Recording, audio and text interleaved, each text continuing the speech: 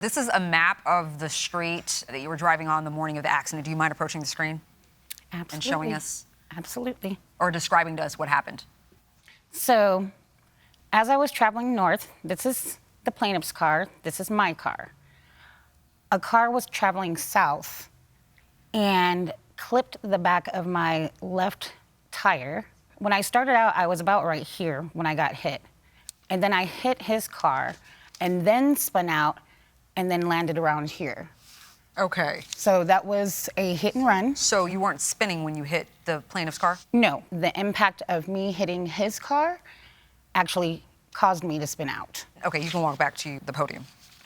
And what did this third car look like? I just know it was a red vehicle. I don't know if it was a red sports car because it all happened so fast, and before you know it, that car was out of sight. Where were you coming from? I was coming from home. I live right down the street. And you had your dog with you? I had my dog with me. Okay.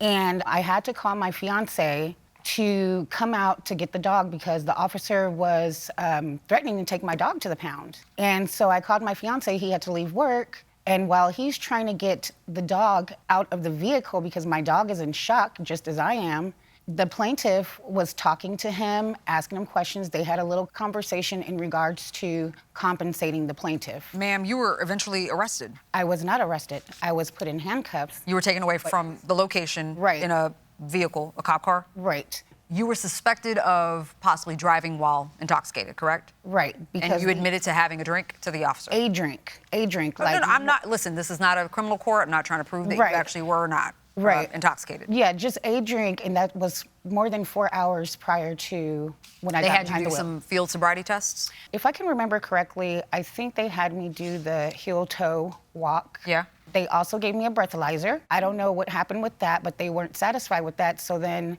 They did a blood draw? Yes. Okay. And I said, well, what if I refuse to that? And he said, well, if you refuse, then I'm taking you to jail. So then I just submitted to it because I knew that there was nothing wrong. What were the results? Do you know?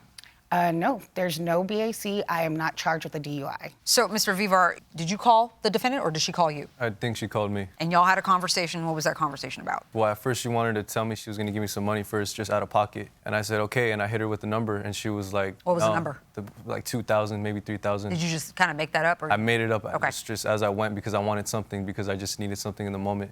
I need some insurance at least. If you can't supply me or give me like some sort of like any type of money or anything like that. She said, oh, like, you know, I have insurance, but, you know, and she just kept changing the subject. I never actually got the insurance. The only way I got the insurance was a week later on the police report. So I didn't make any progress with her on that phone call, but I did just speak to her and that was it. That whole statement is false. As far as him saying that I didn't want to go through insurance, that's not the truth. And he was the one that was actually coming at me like, oh, pay for the damages of my car, and then, you know, throw me a couple of $1,000s, and that wasn't gonna happen. So the insurance company says, okay, we're gonna settle this matter by giving you $5,000. Yeah. Okay, why is that not enough? Her insurance told me the car value was $1,600 before the accident, before she crashed. Was what? $1,600.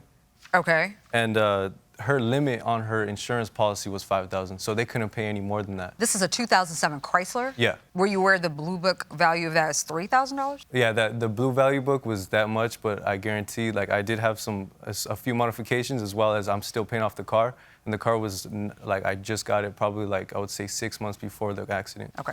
Judge Juarez. Okay, so you signed a release, correct, when the insurance company offered you some money? Yeah. They said to you, we'll give you $5,000 and you can't come back for more. Do you remember signing that? I do remember signing that, and I do remember reading that, and I did ask, but I thought this was personal. I thought this was between me and her and not the insurance company. I thought that means, like, the insurance company is out of the question. This is Defendant's Exhibit A, which very clearly says property damage only release, which would be your vehicle. Mm-hmm. So, Ms. Ward, why is this release limited to his property damage? I'm not sure. This is just exactly what the insurance company sent me when I asked them to send me all the paperwork. And it's basically saying that he will not pursue me going further.